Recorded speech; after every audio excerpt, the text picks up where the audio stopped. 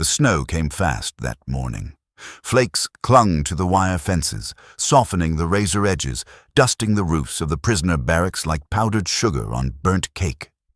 Inside one of those huts, a group of young Japanese soldiers huddled together, rubbing their hands, breath rising in pale clouds. One cracked a joke about British cuisine, and the others chuckled, weary but amused. "Boiled meat and sadness," someone muttered. "White people don't season anything," another replied. Then came the smell, thick, savory, impossible. Meat, pastry, onion. The laughter stopped.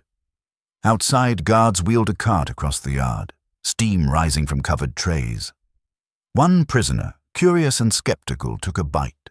His eyes widened. Another bite, then another. No one spoke. The warmth of the hot meat pie spread through his chest like firewood lit in a cold room. In that absurd, unforgettable moment, surrounded by snow and fences, the joke became something else entirely, and so began the unmaking of everything they thought they knew. The snow clung to everything, roof tiles, rifle barrels, the shoulders of young men too proud to shiver. Their boots squelched through slush that had turned to ice overnight, and each step was a cruel whisper from a landscape they did not understand. England, or somewhere like it. The sky was the same shade as the concrete buildings, grey, vast, indifferent. A British soldier motioned without speaking, the flick of his gloved hand directing them toward the barracks. No shouting, no threats. Just the cold and the silence and the bitter, gnawing ache of a stomach too long empty. They had marched for what felt like hours before reaching the camp, each step made heavier by hunger. Their uniforms, once crisp, ceremonial, now hung like damp rags, threadbare and stiff with dried mud. They had not been changed in weeks. Some men had sores between their toes. Others clutched their arms to their chests as if to hold their ribs in place. The wind sliced through everything. They said nothing. There was nothing left to say. Inside the barracks, the floor was wooden, the bunks stacked in orderly rows. It was warm, relatively speaking, but the cold still lived in their bones. The stench of sweat, old wool, and unwashed skin hung thick in the air. But it was bearable, survivable. That alone made it unsettling. One man joked under his breath that they must have been captured by the wrong side. Was this really how prisoners were treated by British devils? Laughter followed. Nervous, brittle laughter that tried to hide the fear sitting behind their eyes. The real laughter came later, when someone spotted a British cook dragging a cart toward the mess hall. The smell hit them in waves. It was foreign, earthy, greasy. "It smells like boiled sheep," someone muttered. Another coughed dramatically, fanning the air. "The famous English cuisine," said a third, "tasteless and tragic." The jokes came fast. Something about potatoes for breakfast, about bland porridge and soggy cabbage. The words were sharp, but they served a purpose. Defense. If you could laugh at something, maybe it couldn't hurt you. They lined up for the meal like men preparing for a punishment. The mess hall was dim, lined with long wooden tables. The heat of the room clung to the walls, but the prisoners stayed close to one another, their movements uncertain, bodies still braced for insult. Then came the moment none of them expected. Hot meat pies, golden pastry, steam curling from the cracks, the smell of beef and onion thick enough to feel like a blanket. The trays clattered as they were handed out, one after another. For a long second, no one moved. They stared.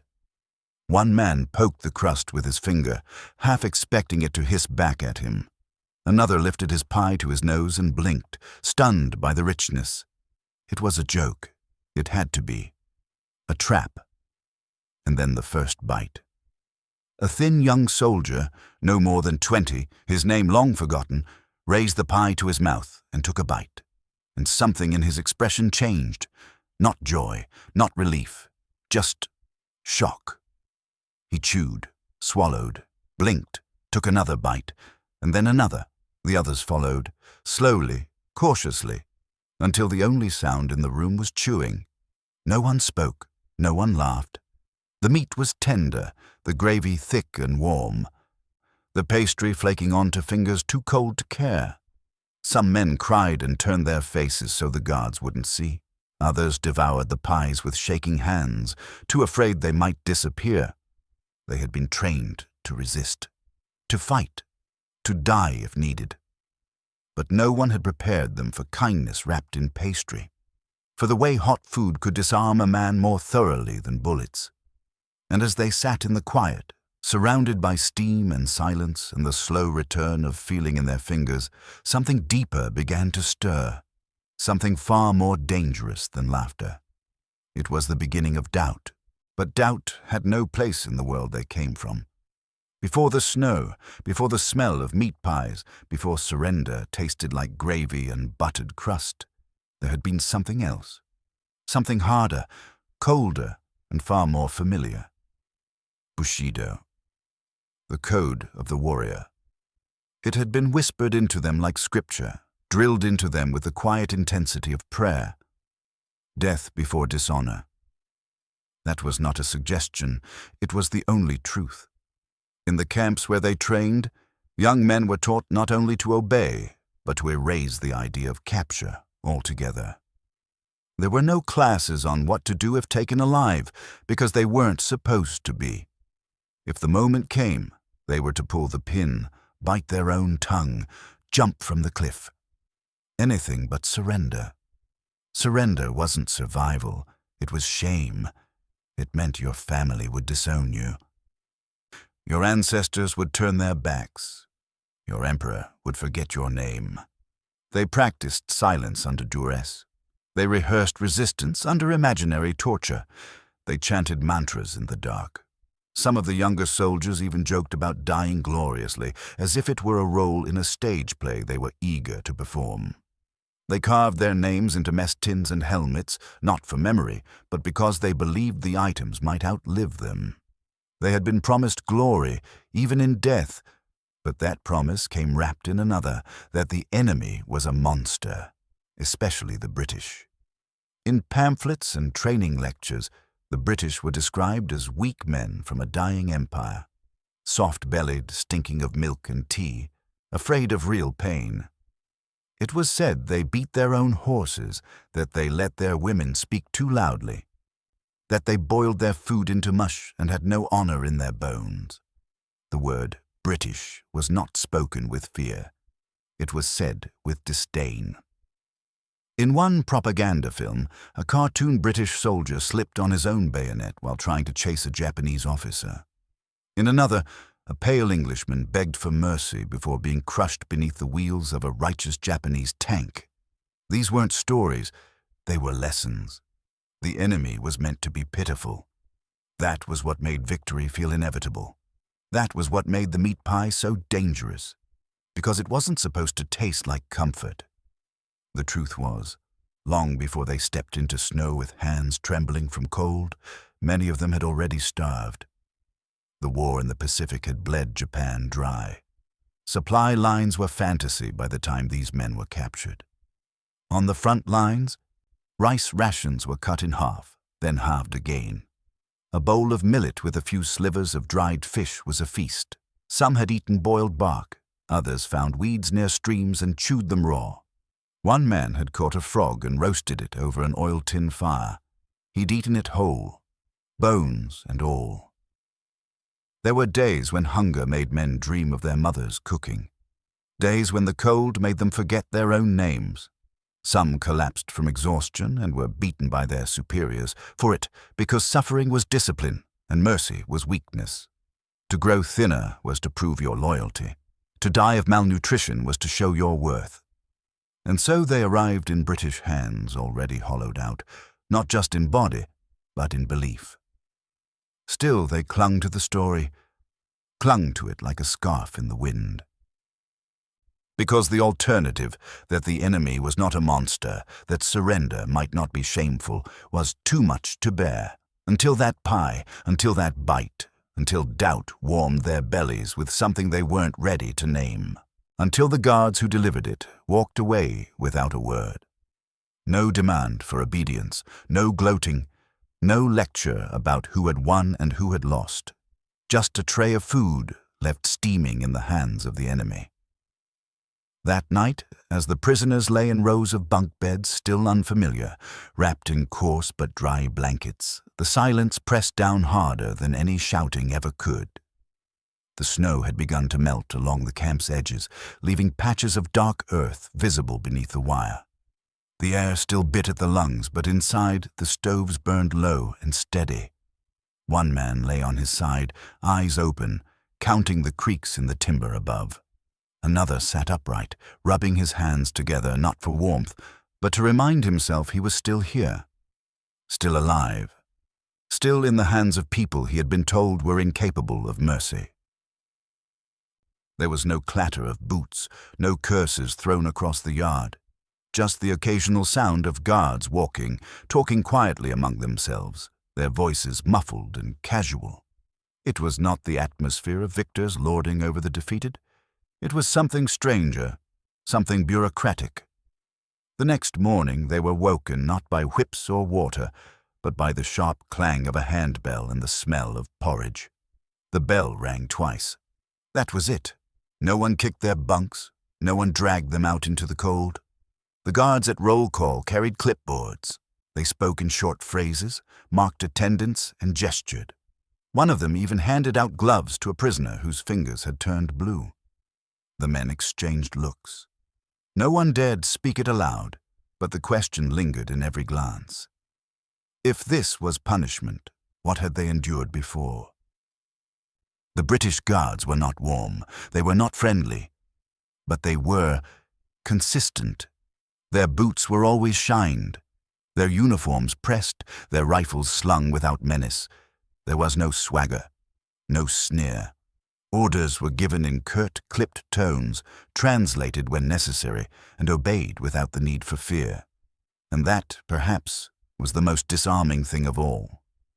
The camp functioned like a machine, clean, quiet, unsettling. Their uniforms were taken, washed, returned, folded. Food arrived on time, steaming, sometimes even seasoned. One guard, an older man with gray at his temples, gestured with his spoon during dinner as if to say, "Eat, it's yours." No lecture followed, no condition, just the food. The meat pies returned, and this time no one mocked them. They didn't dare, because something had changed. The crust still flaked in the same way. The filling was still rich, still unfamiliar, but now the taste was heavier, not because it was worse, because it meant something. There was no trick, no price. One soldier, younger than the rest, cradled his tray in both hands and stood for a long time before sitting. He whispered to the man beside him, "Why do they feed us like this?" And the other man only shook his head, because there was no answer, or none that fit the world they had come from. Later that night, as snow began to fall again outside the barracks, someone whispered, "If this is prison, what was home?" And no one laughed. And in that stillness, in that strange routine of quiet discipline and warm meals, the most dangerous thing of all was beginning to grow. Not comfort, not gratitude, but the first fragile root of a question. What if the enemy had lied to them too?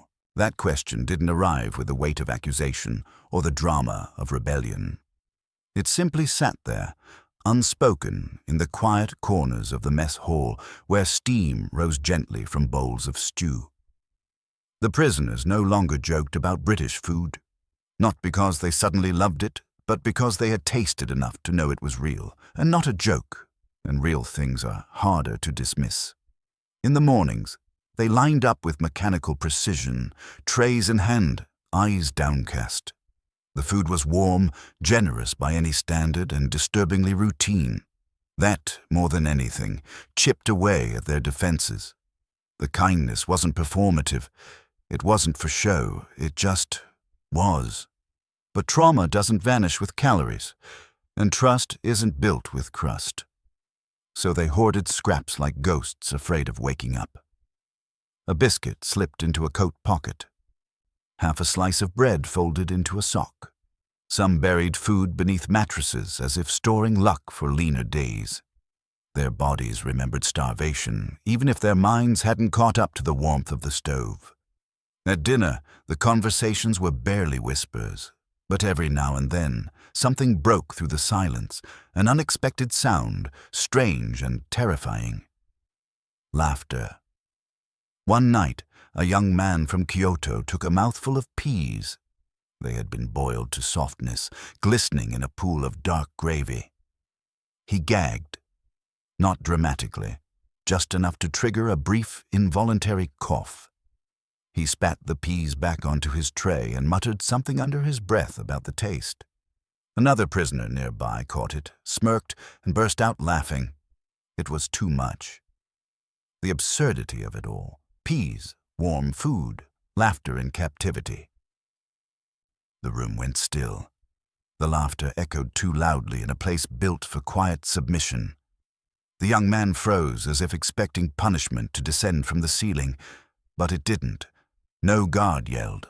No slap came. Just the continued clink of cutlery, steam curling from meat pies, and the dull hum of warmth. Across the room, someone else was crying, not from sadness, not entirely.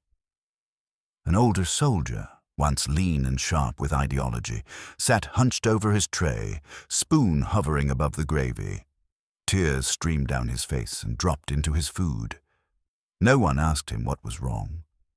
They didn't have to. The food was nourishment, yes, but it was also a reminder.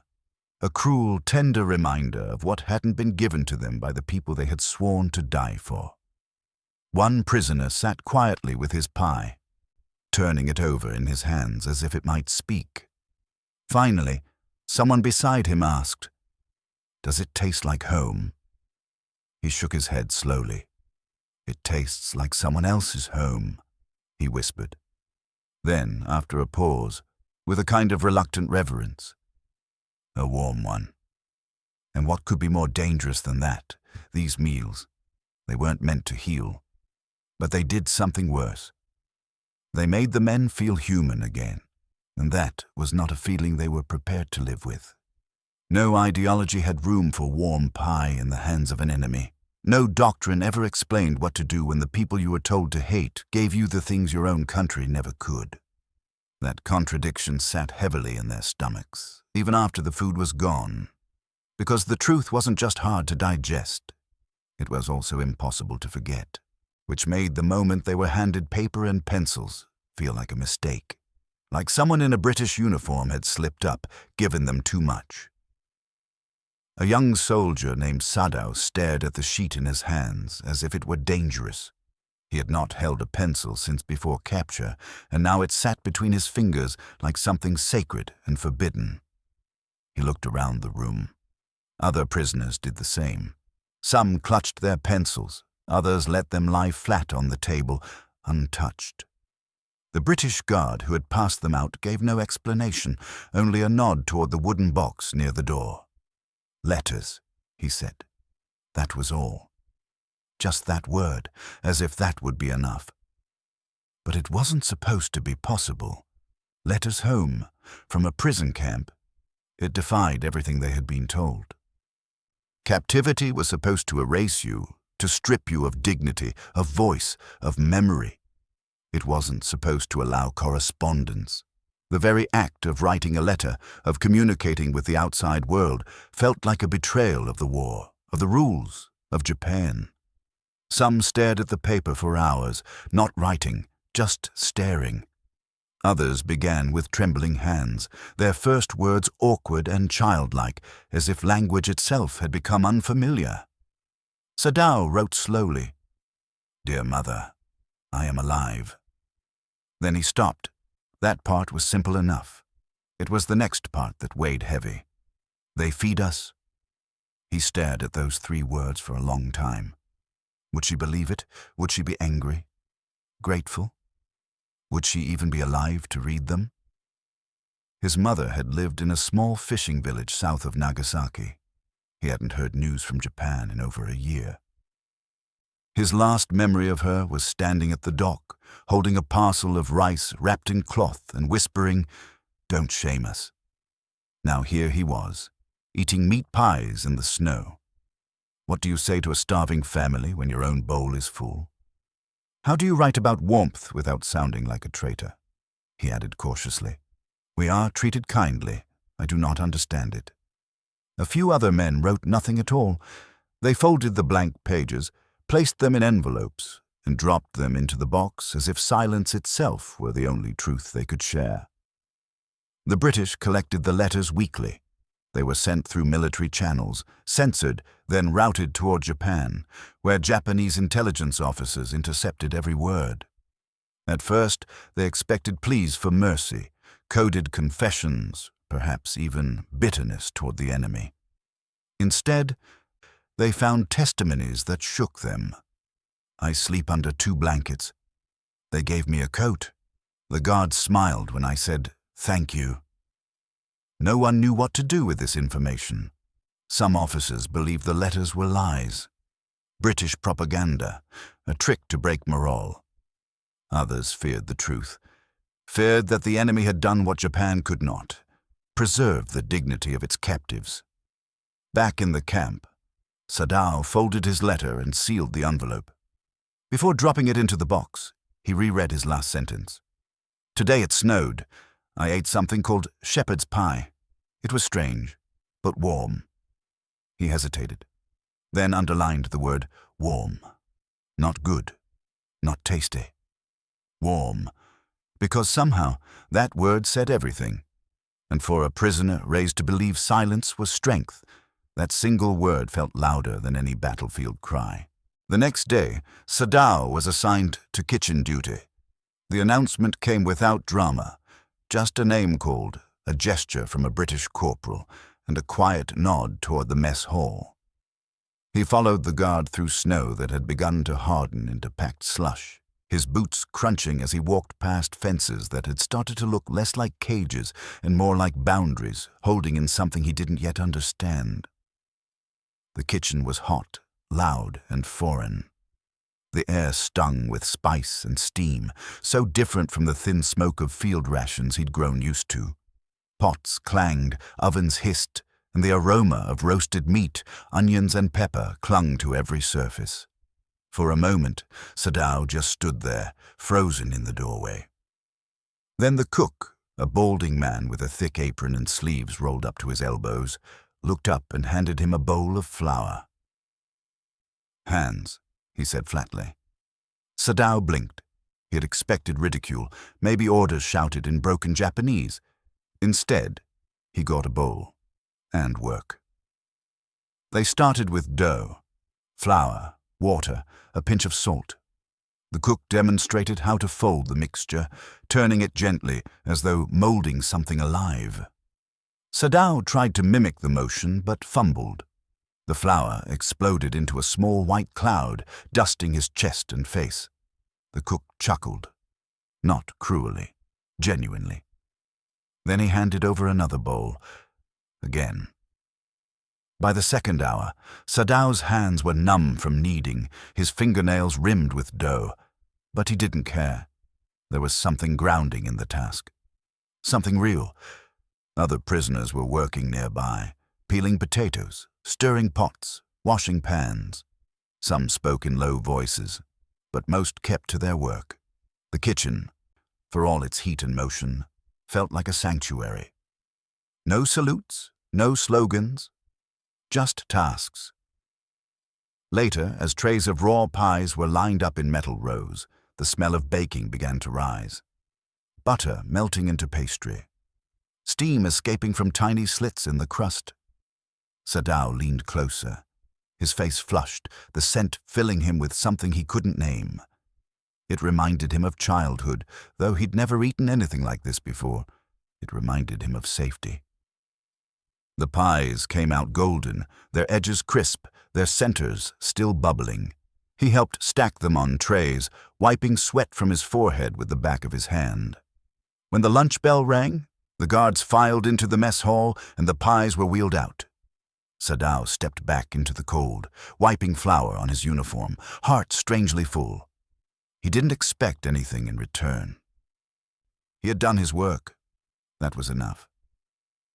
But as he walked past the kitchen door, the same cook who had taught him how to fold the dough stepped outside holding 2 mugs of tea. He handed one to Sadao, along with a pie wrapped in paper. They stood there for a moment in silence. Steam rose from the mugs. The snow had stopped falling. No words passed between them, just a nod.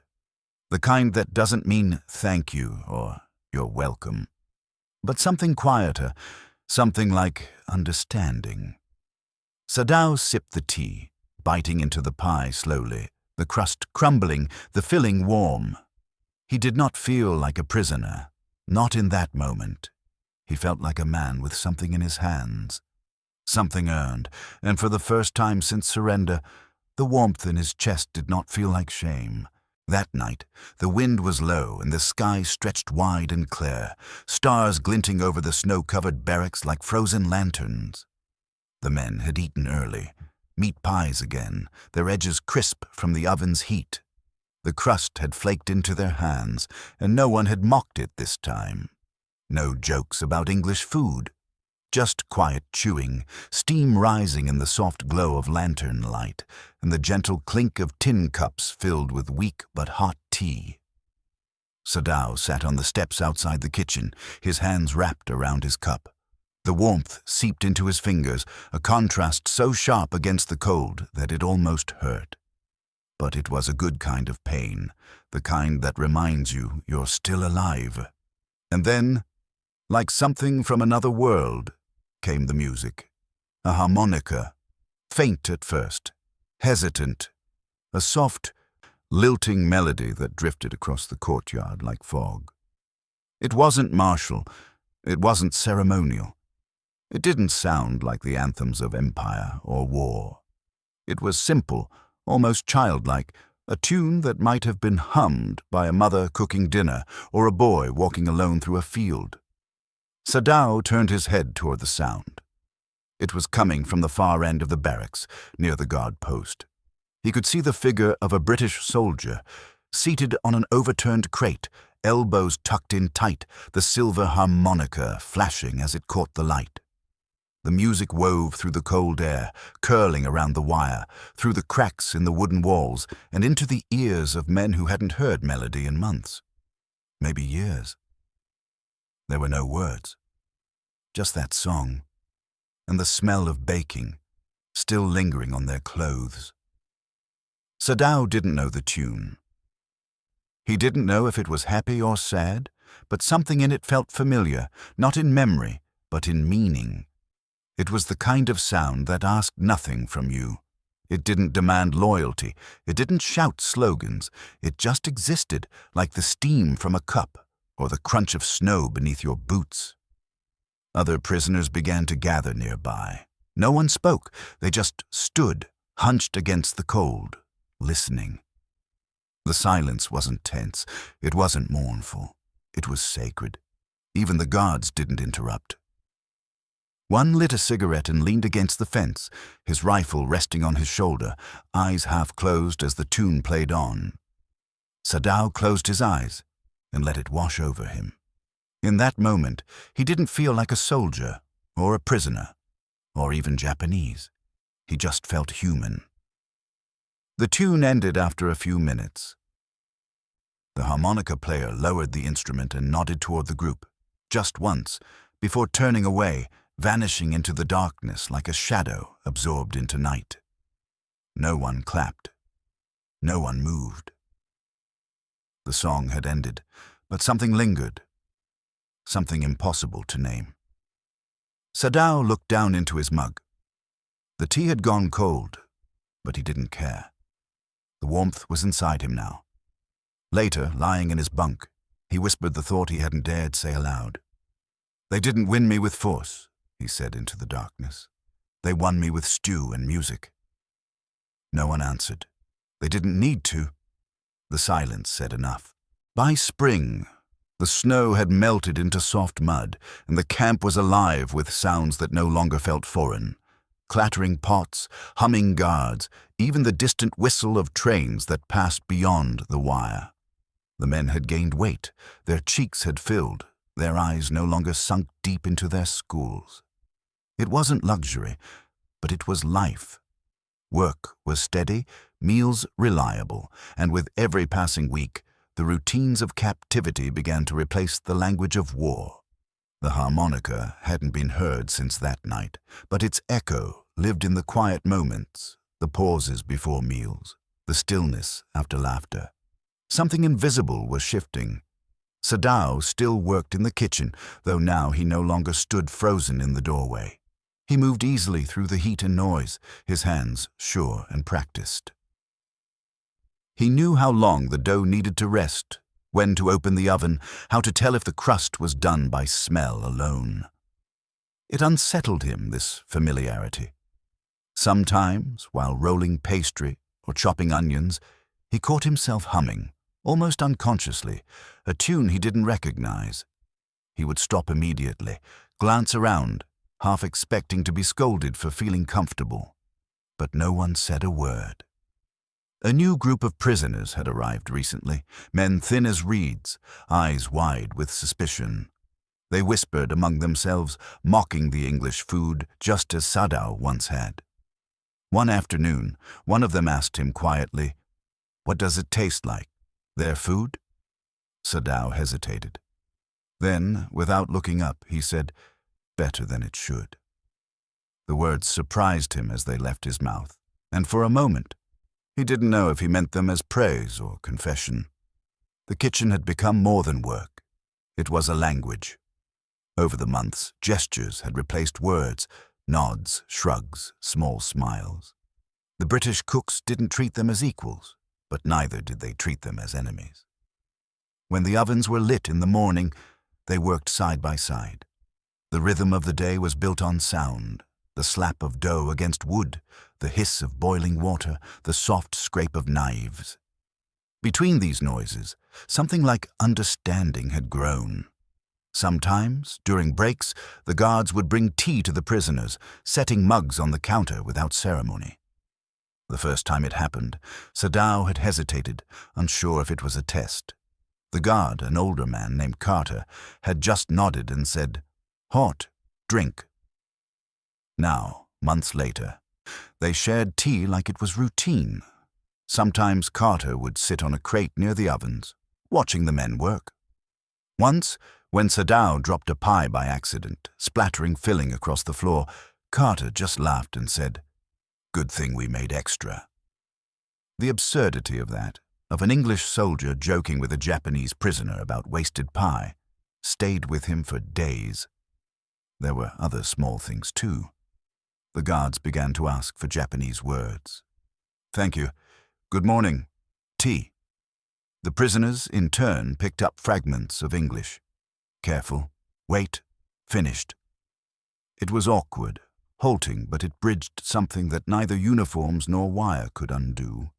The kitchen became a borderland between two worlds, one where enemies stirred the same pot and found themselves reflected in the steam. Cooking, once just a duty, had become something else entirely. It was ritual, a quiet ceremony that mended things none of them could name. Each loaf, each pie, each shared cup of tea was an act of rebuilding, of claiming a piece of their humanity that the war had tried to erase. They still wore their numbers, they were still prisoners, but inside that kitchen, covered in flour and sweat, they were also something more. And though they could never admit it aloud, many of them began to fear the day it would end. Because for men who had been stripped of everything, even captivity, strangely, impossibly, had become a place of belonging. And then, as quickly as it began, it was over. The word repatriation came not with celebration, but with the dull authority of paperwork and names read from a clipboard.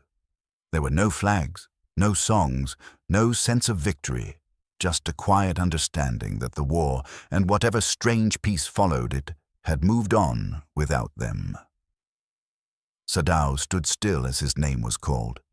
He felt the sound of it land without weight, as though it belonged to someone else. There was no joy, no grief, just a strange hollowness. The life he had known before captivity was gone, and the one he had built inside the wire was ending too. The British lined them up on the docks under a sky the color of pewter. The sea wind cut through their thin coats, and gulls circled above, shrieking against the silence. Each man was handed a small parcel of food and a canteen of water. There were no speeches, no bitterness, just quiet efficiency. When Sadao reached the front of the line, the cook, Carter, appeared from the kitchen, his apron gone but the same smudge of flour still faint on his sleeve.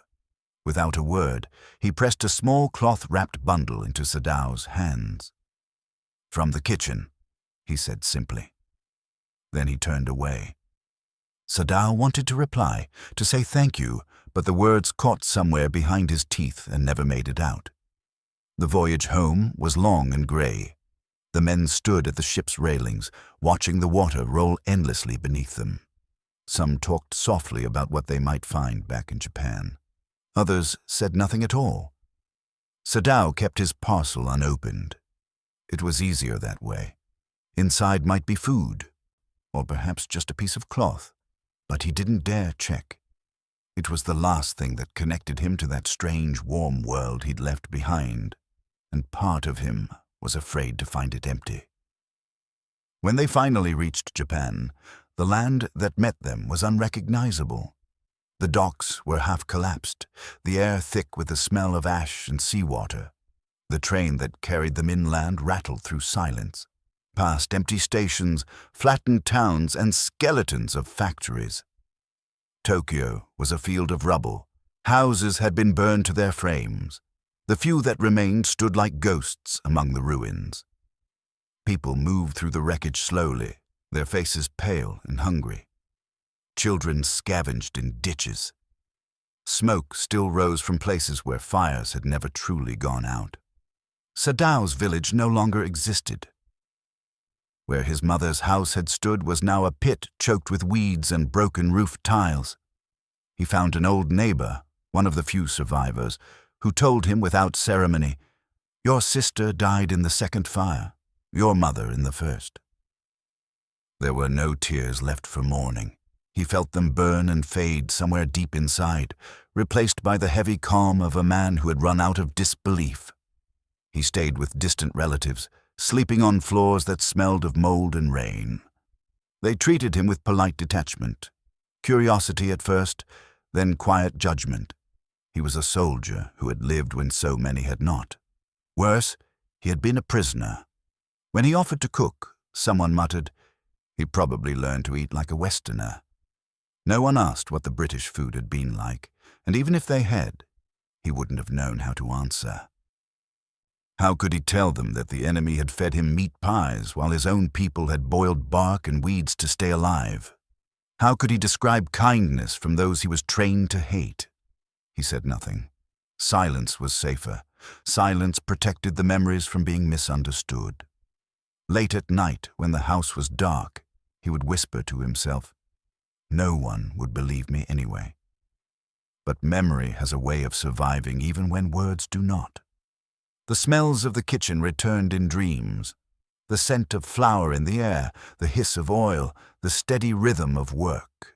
He would wake and taste warmth on his tongue, though there was no food. The bundle from Carter remained unopened. Some men kept trophies from the war. Sadao kept something far more fragile. He buried it one evening behind the ruins of his home, beneath a young tree that had somehow survived the fires. He pressed the soil down slowly, his palms trembling. He did not bury it out of shame. He buried it out of reverence, because not every gift is meant to be shown, and not every act of mercy can be explained. Some things are meant to be carried quietly, held inside like a secret ember that glows long after the world has gone cold. And as he stood there, the last light of dusk sinking into the horizon, Sadao finally understood that the war had taken much, but it had also given him something small, fragile, and indestructible. It had given him warmth. The shop sat on a quiet corner in Osaka, wedged between a bicycle repairman's shed and a barber shop that still swept its hair onto the street. The sign above the window was hand-painted in both English and Japanese, Sadao's Pies. It wasn't flashy. The paint had begun to peel at the corners, and the smell of flour and beef drifted into the air like a memory. No music played inside, just the soft hum of the oven and the occasional creak of the door as another customer stepped in from the street. Sadao had opened the bakery years after the war ended. At first, people had laughed at the idea, British-style meat pies in post-war Japan. It sounded absurd, but curiosity won out. The crust was golden, the filling rich, and the pies tasted like something both foreign and comforting. Customers came in, expecting novelty, and left feeling strangely full, not just in the stomach, but somewhere deeper. Children came after school for mini pies. Office workers stopped by on rainy days. Sadao never advertised. He didn't have to. When people asked where he had learned the recipe, he always answered the same way, pausing just long enough to make them lean in. "In the snow," he would say, "a long time ago." That was all. Because how could he explain that dignity had come wrapped in pastry? That kindness had been handed to him not in words, but in warmth, delivered through food by a man whose name he hadn't even known at first. The meat pie had been more than a meal. It had been proof that the world, even in war, had cracks where light could slip through. The shop was small, and Sadao worked it mostly alone. Occasionally a neighbor boy helped during the busy hours, wiping tables and folding the white paper wrappers just so. The boy once asked him, "Why meat pies? Why not ramen?" Sadao only smiled and said, "Because some things stay with you." The truth was, that first bite all those years ago had undone more than hunger. It had unraveled the hard shell of belief that war had built around him, not all at once, not dramatically, but slowly, one bite at a time. The stew, the crust, the quiet way the guards had served them without cruelty, it had chipped away at what he thought he knew. He hadn't been conquered by force. He had been softened by kindness, reshaped by taste. Some days, he still thought about Carter, about the harmonica player, about the other prisoners whose names he never learned, but whose faces were etched into the corners of his memory like fingerprints in dough. He thought about the day he buried that small cloth bundle behind the ruins of his family home, never telling anyone what was inside. He didn't need to. He had built a life around it, quietly, with flour and fire. The war had ended with surrender, but healing had begun with a pie.